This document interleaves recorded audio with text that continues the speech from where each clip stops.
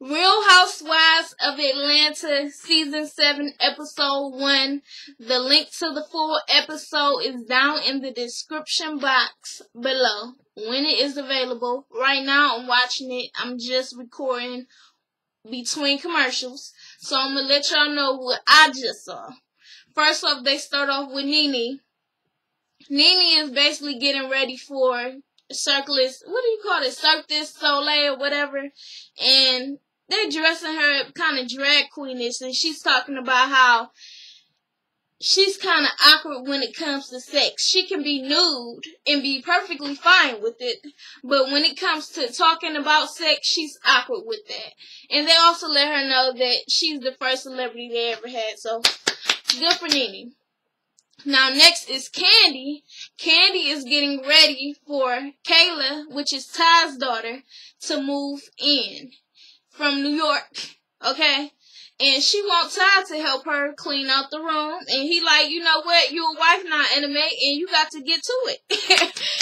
And, you know, she basically just, you know, wants Kayla and Riley to basically be kind of treated the same. She feels as if children should be awarded for things that they do well, and Todd is more about structure, and he doesn't really, you know, really feel like awarding children all the time. So he tells them what we need to do is make it a balance. Cut back on Riley some, cause she got, you know, she got a big ass apartment next door, okay? And you know, Kandi admits she spoils her child, but you know, she feel like she should do it. She feels like she earned it. So I don't know if that's gonna go too well, because for you to, you know, just now you having a stepfather and your stepsister is moving in, and now you have to downgrade because your stepfather does not want to spoil your stepsister, but you and your stepsister have to be treated equally. I feel like a 12-year-old like Riley is not going to take that too easily. But good luck with them. They plan on making a baby soon. Good with that. Alright, so next is Phaedra. Now, Phaedra is at a hotel in Augusta, which I'm confused. I don't know why she picked Augusta. Maybe her mother's staying out there. But her mother ends up showing up to the hotel, and she basically says it's the day of Apollo's sentencing. And it's a whole bunch of paparazzi outside her house, and she does not want the kids to be there, so she took the kids away. Now, I thought Phaedra went out of town with Kandi when Apollo was sentenced, but I guess that was wrong. I guess that was a little before. But back at Phaedra's house is Apollo, and he's getting ready, and his brother, his half brother, ends up showing up, and basically he tells them, well, it's just me and you. Phaedra made up some bullshit excuse about it being paparazzi and going to a hotel where the hell is the paparazzi? There is no paparazzi, and it does like a bullshit excuse because ain't no damn paparazzi. And, you know, he's disappointed that Phaedra is not supporting him at this time. She didn't write a letter, know that he's a good father, and all that. Now, Apollo, you can't be too mad at Phaedra, even though y'all are married and it's for better or worse. You can't expect her to be there for you and support you with something you didn't even let her know that you was doing. And you did it because of your ego, and you felt like you needed to keep up with Phaedra, and you said that numerous amount of times. Okay? So you can't be that mad at Phaedra. Yes, she should let you see your kids. Definitely. But you fucked up. Okay, even your brother tells you, what you did was fucked up. I would never understand, but I support you, and I will be there for you. So, Apollo could get 30 years. They haven't said it yet, but we know he ends up getting 8 years. But okay, God bless Phaedra and her family. Alright, so I'm about to get back to the show, and I will talk to y'all next commercial. They go on, and it's Kenya. Now, Miss Kenya has been traveling the world for 3 months. Anywhere but Atlanta was good for her. So good for you. She feels like, you know, she's been through so much, and my hair is puffing up so bad. She's been through so much with being attacked on the reunion last season. And, you know, she doesn't understand how everybody gangs up on her, and they, you know, basically support Porsha. Now, they go to Porsha. It's Porsha and Kandi. Porsha is, I guess, shooting for a bathing suit line or whatever, but I was like, damn, Porsha. You doing that, okay? You doing it. You make me want to get in the gym. But yeah, she's basically, they start talking about Kenya, and she was like, you know, Kandi asked her, have you talked to Kenya since the fight? And she was like, no, or since the mugshot. And she was like, no, I did not talk to Kenya, but, you know, I don't, you know, I'm not going to give her an apology. And Candy's like, I don't condone violence, okay? But you can't be sticking things in people's faces and talking to them crazy and stuff like that. You doing all this, okay, I'm from Detroit, you know how we get down and all that bullshit, but I guess now you really see how other people get down. And I'm going to just say this, okay? Stop acting like the victim, Kenya, okay? Because, one, you stuck this scepter in this chick's face. And Cynthia, grow some balls. I like you, but grow some balls, because your ass was right in the middle of it, having to duck and all kind of stuff. Okay? Then she took a damn blowhorn and put it over you and into Porsha's ear. Now, she could have blown her damn eardrum out with a damn blowhorn. That's for a crowd to hear, not somebody that's sitting next to you on the couch. She could have really fucked up her eardrum. Okay? Really. And that would have been a lot worse than getting your hair pulled. So what you did was fucked up too. I'm not saying what Porsha did was right, but baby, you definitely tried it. Okay? So get over it. Then Cynthia starts talking about how her and Nene, they haven't talked, especially when she ran her over basically with 18-wheeler, saying that she ain't relevant, she don't bring nothing to to the table. And she's like, when I know my history, and it don't have a strip pole in it. And I'm like, oh, okay, Miss Cynthia. She's like, talking about how Nene being out of her life is the best thing that ever happened to her, okay? Her life is better, her marriage is better, everything is better now that she is no longer Team Nene. So, Miss Cynthia, good for you, alright? If you truly feel that you're not being friends with Nene is better for you, good for you. But as for that whole situation that happened at the reunion between Kenya and Porsha, okay, sweetheart, you were in the middle of it, and you were ducking, and I watched it several times. You were ducking and moving out the way, but you didn't feel that Kenya provoked Porsha. Okay, it's time for you to get some balls. Yo, my hair is sticking up so bad. But anyways, so it's Nene, and she's at, what is it, Vegas? Circus, shit. She's doing the show. And they got this orgy scene on there, and I'm like, okay, I understand what you're saying, Nene, because I don't think I would be comfortable talking about this or even being like a part of this, a part of that show. That looked a bit much, especially for me. But Nene, if you feel like it's worth the paycheck, go ahead, boo. Okay? And she even like said something that somebody was like, oh, somebody needs some kegels on stage. I'm like, was that practice? Because that was kind of disrespectful. But anyways, they go to the hotel, and Greg is dancing, playing. She was like, no, don't do that or whatever. And she was like, it's so weird because I've never been a part of an orgy or anything like that. I don't know what goes on. So that whole orgy scene, it's so weird to me. He was like, really?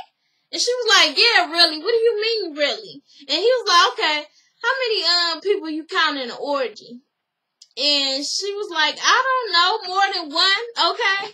And I'm not with that. He was like, all right. And she was like, have you been in? He was like, how many people? Is it 3? Is it a threesome? It's a foursome? And she's like, it's not a threesome. He's like, okay, what's a foursome?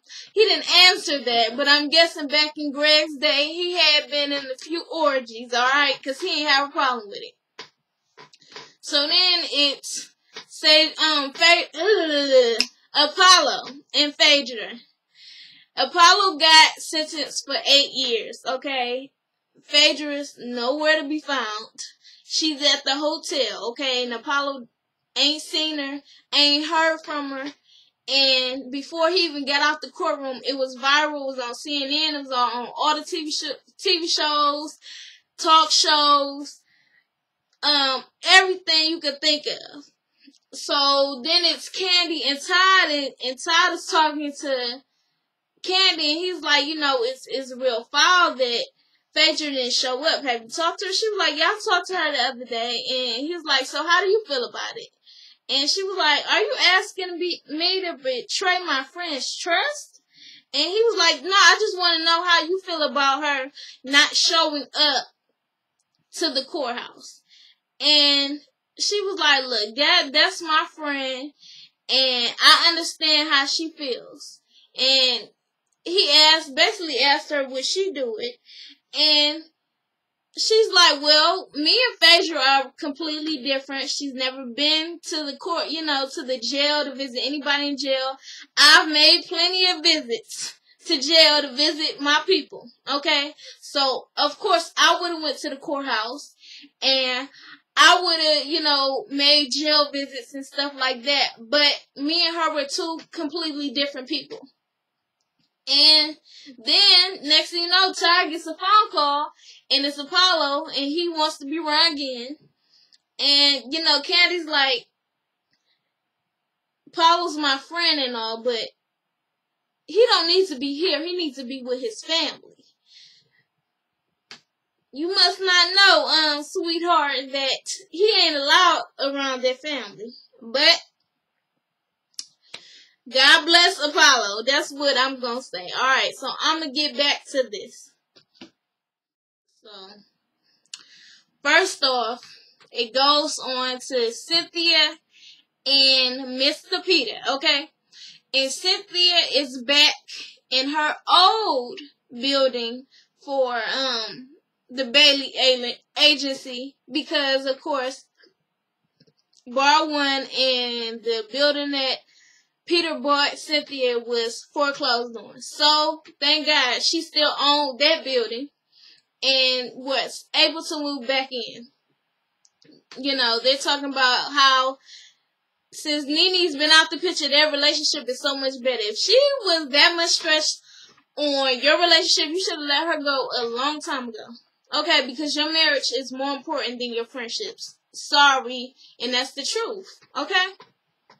So, Peter's talking about, I guess, opening up Bar 1 or some type of other business in Charlotte. Peter's always a hustler. That's what I respect about him. Okay? But he asked Cynthia to be a partner. And he never asked Cynthia to be a partner. And I was actually like, really? You want her to be a partner? And I know that's her husband, but I don't... With Peter's track record, I would be a little skeptical. Okay? I know they said that it was the landlord that lost the building and not them. But Peter lost some other things, and I know that's a part of business. But I still would be skeptical. And she's like, okay, well, he want me to be a partner. I'm definitely going to be a silent partner. So we'll see what happens with that. Hopefully it does well. They are married. You know, it will be nice for them to do business together and it not mess up their relationship. But I hope they can work it out. So next is Phaedra and Apollo. Okay. Phaedra's at the hotel. Kandi sees her. And basically just to check up on her. And she's like, you know what? Why didn't you show up to his court date? She was like, show up for what? And she was like, because you're his wife, because you're supposed to support him. And she was like, no, he did all that on his own, so he can clean up on his own. I'm not no damn babysitter for no grown ass man. He needs to handle this. So she was like, you know, this hotel is nice and all, but I would prefer your house. So she's like, you know, we're going to be there soon. So 2 days later, she goes home. Apollo's in there playing pool. And he like, oh, so it's nice for y'all to show up. And she was like, yeah, well, we need to get away from the craziness. And he's like, what craziness, okay? You're not supportive. You don't support me at all. She was like, I support you the best way that I could. He was like, you did nothing. Okay, you did nothing. Alright? And, you know, the mother's just sitting there observing. And he was like, you know, you're not supportive. And then they start talking about damn money and how, you know, he had to pay for all this shit when they first got married. He told her he wasn't in the situation to be in a relationship because his finances wasn't right. And she said her finances was cool and that it would be okay. But then, you know, a few months later, okay, now we owe $3,200 for the mortgage. And so he had to work, and they start arguing over money, and she's like, I've never asked for your money, I never used it. And he was like, what are you talking about? I bought all this. And I'm sitting there confused as hell. I'm like, okay, Phaedra saying she didn't need his money. Apollo saying she needed his money. And he worked so hard. I'm like, okay, but what did you work hard with doing? He worked so hard, but he was never able to touch any savings. You know, right now he's not able to touch any savings account, anything like that. You know, he paid the $1.9 million and he didn't bring no grief upon her. And she was like, you didn't bring no grief upon me. And I'm like, Apollo, I know you're in your feelings right now, but babe, you definitely brought grief upon her, okay? You are her husband. You are going away to jail for something she did not even know that you were doing. Okay, well, at least that's what she says. And you are also the father of her children. She definitely going through it. Okay, and this is her way of dealing with it. She may not know how to deal with it that will make you happy. But she's trying to deal with it the best way she can. And the mother goes ahead and she basically put her 2 cents in and she was like, Apollo, it sounds like to me you just worried about the money. Okay, that's all you're talking about. He was like, it's not about the money, but I've supported her. And she's not supporting me at all. And basically he just flat out told her, look, I don't want to be in this relationship no more. They're going to get back into it. I thought Phaedra was the one to pull the plug on it, but it looked like Apollo is. So, we'll see. Basically, I know my hair just look a mess. It ain't dry, so it just puffed up. But anyways, Apollo is telling her he wants a divorce. He gonna speak to a divorce counselor. And he's done with this. Okay, he's done with the marriage. He's done with the relationship. He's tired of this shit. And she basically tell him, bon voyage, okay? See you, bye-bye. And he's like, I've tried and I'm done. It's like, Apollo, baby, you put yourself in this situation. Okay? You already had issues before it. You should have worked on them issues. You probably could have worked on them issues. But then when you add shit like this and that is serious to it, you can't be mad at her. Okay, you can't blame her. Basically, you talking about When I get home, I'm not coming home to no apartment. I'm not coming home to no car. Baby, you just a little bit too money hungry. You are. You worried about the wrong things. You don't need to be thinking about that right now because it's years before you get home. I like you, Apollo, and I know that you fucked up real bad. But this don't look good at all. It don't. Okay? Get it together. Get it together. Are you serious? How are you going to be mad at Phaedra when you are the one doing this? And truthfully, I don't believe Phaedra knew, because Phaedra is the person that is all about her name. And I said that when this bullshit came out back in January about Apollo doing all these damn scams and shit, I said I don't believe that Phaedra is a part of it or she knew anything about it, because Phaedra cares too much about her appearance, her name, all of that. That's very important to her. Because she the same person will, cuss when she think cameras ain't around, but then when the cameras is around, she wants to look like a Southern belle, okay? She cares too much about it. She doesn't like when Apollo goes off in front of cameras, because she doesn't want people to look at them like, okay, they definitely got relationship problems. Up until then, Phaedra and Apollo have been a united front. We know that they was dealing with some shit behind the scenes, but when it came to Kenya saying things about Apollo or anything like that, Phaedra was sticking by her husband. But now I believe this is just too much for her. So that's it for this episode. Like, share, comment, subscribe. Follow on Twitter at Jazz Chapman.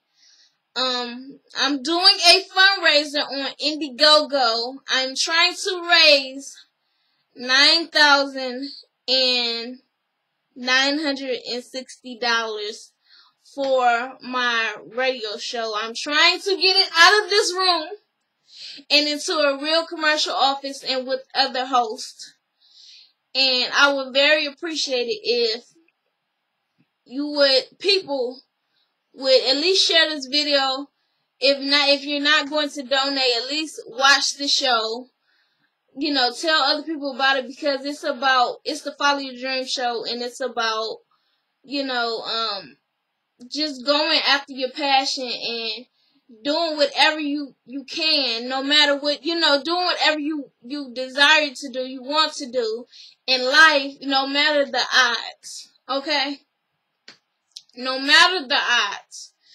And, I want to give people, I want to inspire, but I also want to give people, platforms. I want to give them chances. I want to, artists and stuff like that, new and independent artists, we're going to play. When I get, the commercial office and stuff like that, because I need not only other hosts, but producers and engineers and stuff that can work that kind of stuff, because I'm not that strong in that part with, editing and playing the music and all that. But I want to give new and independent artists chance to play the music. I want to give people chances to promote their businesses. I want to do all of that. So, go to Indiegogo.com and / Follow Your Dream Show. And it's Follow Your Dream Show. And please donate. Please tell other people. Share. I am, this is something serious to me. And I just feel like people need to try more to really do what they love to do. And some people feel like it's not realistic, or they don't feel like it's just not possible for them. And I want them to know that that's not the case. that you can do whatever you set your mind to with hard work, faith, and consistency. Alright, so if you donate $1, that is perfectly fine, and I appreciate you. Okay? Alright, so like, share, comment, subscribe. Still doing the 1K subscriber giveaway. You know, all you have to do is like this video and share it. And subscribe, of course. And at the end of the year, hopefully I can get to 1,000. But whenever I get to 1,000, it will be the giveaways. And that's separate from the radio show. So, thank you. I love you for watching this. I appreciate you. And I'm just grateful for y'all. Alright, so take care.